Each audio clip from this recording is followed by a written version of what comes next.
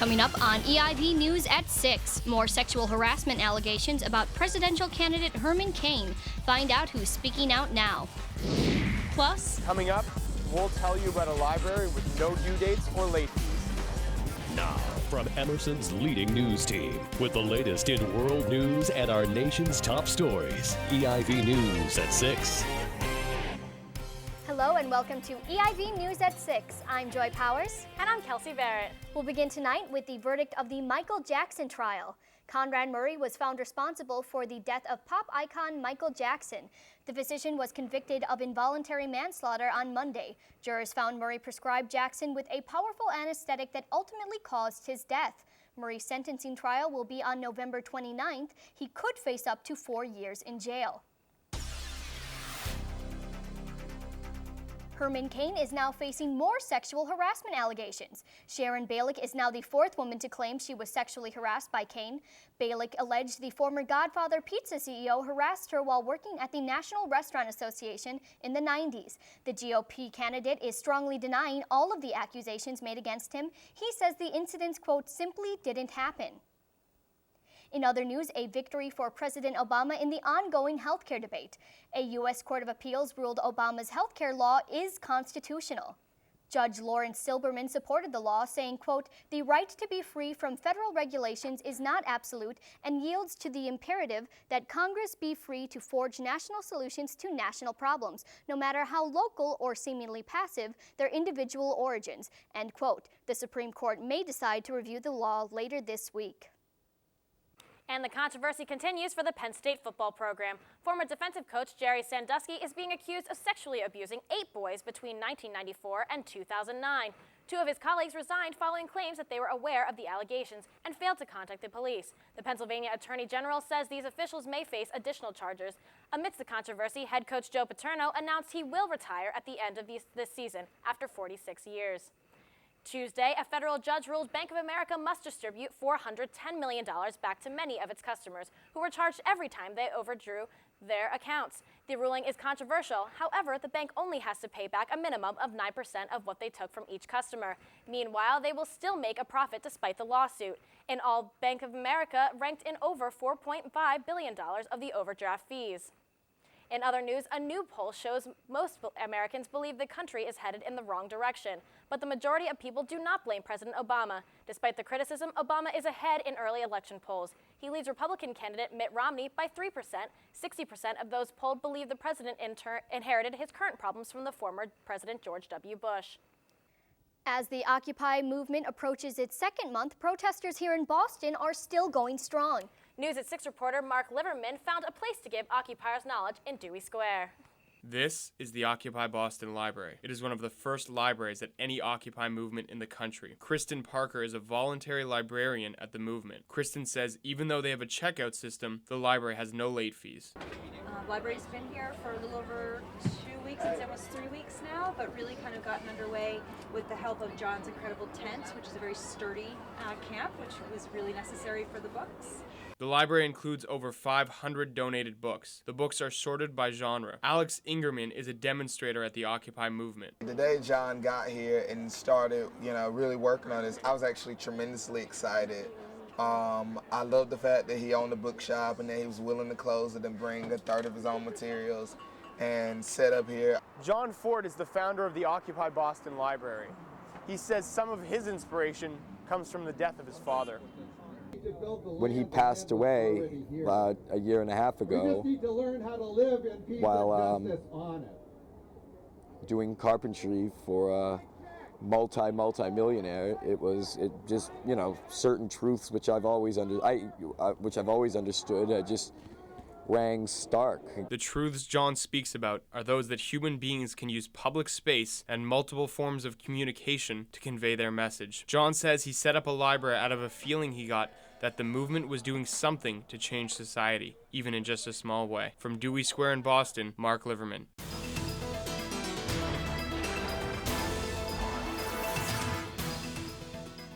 Good evening, I'm Erin Farley. Let's take a look at what's happening across the nation. The west and east coasts are clear right now of any major storm, but I can't say the same for the Midwest and a couple of southern states like Texas and Arkansas. You'll see on the map a few severe thunderstorms and flash floods in those areas, with the hardest part of the storm hitting Nebraska and Arkansas. The storm is continuing north, bringing a little bit of snow to Missouri, but nothing to worry about really.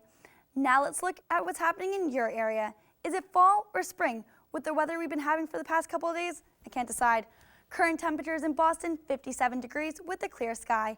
Moving now to the 5-day forecast. You know, Boston has not seen rain in a while, so I guess that's why there's an 80% chance of rain for tomorrow. Still warm weather with temps in the low 60s. And on the luckiest day of the year, Friday, 11/11/11, if you make a wish for a weekend full of sun, you'll get it. High of 49 on Friday, and on Saturday and Sunday, temps in the high 50s. Then on Monday, an okay day, partly cloudy in the low 60s. Now we'll head back to you, Joy, Kelsey. After the break, find out why you might not be seeing graphic labels on cigarette packs in the near future. And Berlusconi out? Find out what's pushing the Italian Prime Minister to step down. On air, Hello and welcome to EIV News Live at 9. I'm Zoe. online, And the bill is currently going through some critical changes in the Senate. and now in your pocket. The worst flooding in the history of the state continues. Delivering the news you want Delahunt is done. when you need it. In the morning, in the evening, and at night. Leading the way with important local coverage. Emerson's news leader is EIV News. I'm Ed Harding of Channel 5 Sports, and when you watch sports news that goes beyond just the scores, watch EIV Sports on EIV News.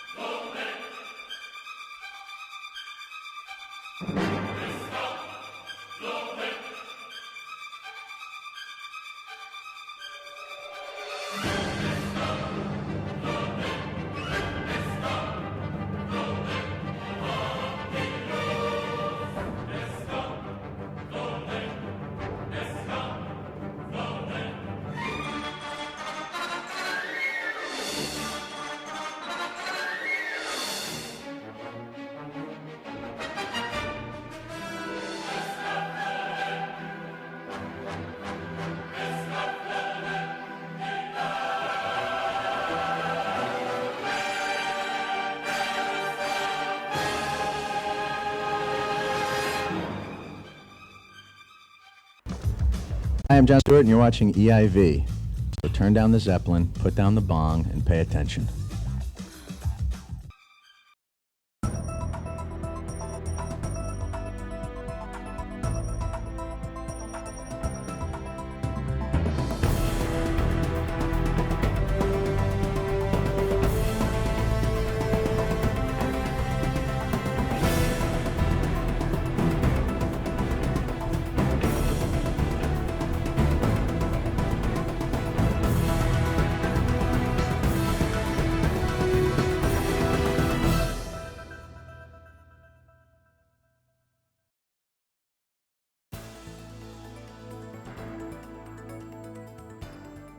No more shocking images on cigarette labels means a temporary victory for the cigarette companies. They won against the FDA Monday when a judge ruled against the images. He said the disturbing pictures created by the FDA to encourage smokers to quit should not be required on the cigarette packages. The judges stated that the images go beyond stating medical fact and instead go into advocacy against smoking. In other news, studies show migraines and headaches are a growing problem for the U.S. military. Researchers say over the past decade, these problems have increased among all branches of the armed forces. Stress and physical demands on soldiers can trigger head pains. The Department of Defense has spent $2.4 million to research post-traumatic headache and migraine treatment. Meanwhile, can autism and low birth weight be related? Published researchers may suggest the answer is yes. Studies reveal 5% of over 600 low-weight infants born in the 1980s were eventually diagnosed with the disorder, but researchers say more studies will be needed to make a conclusive statement. In other health news, the Disease Control and Prevention Panel is now recommending boys have an HPV vaccination. For more, we go to News at 6 reporter Kiana Columna. The Panel for Immunization Practices of the Centers of Disease Control and Prevention decided on October 26 to recommend that boys and young men take the HPV shot. This vaccination helps protect against the human papillomavirus, which can cause throat, anal, and oral cancer for men. So HPV is a virus. It's the human papillomavirus. Like all viruses, these are tiny microorganisms. And this one in particular is transmitted sexually and is a cause of many infections. As we know, HPV can cause cervical cancer for women. Women are less likely to come in contact with this sexually transmitted disease if their male partner has received the HPV shots. HPV affects men and women in many different ways. In men, it can cause also cancer of the genital tract, so the penis or the anus, among other kinds of cancers. It also makes sense to vaccinate partners, at least at this particular time, for the purposes of also protecting women. The panel says that boys should take the shot around 11 or 12 years old, but the shot can be received between the ages of 19 and 26. It is thought that approximately, at least in the United States, approximately 20 million people are affected with the virus. The HPV virus is said to be the most common sexually transmitted disease. The shot protects against the most aggressive types of HPV. For EIV News, I'm Kiana Columna.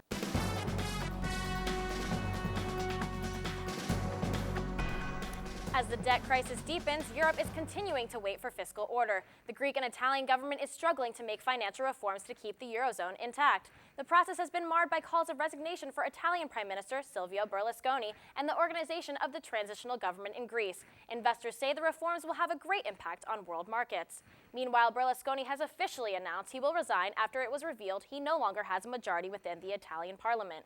In Milan, protesters have gathered wanting Berlusconi to resign. This, coupled with recent sex scandals and economic issues, place more pressure on Berlusconi to step down, with both his opponents and allies asking for his resignation. And Italian officials are issuing more flood warnings to citizens, especially those in the northwest part of the country.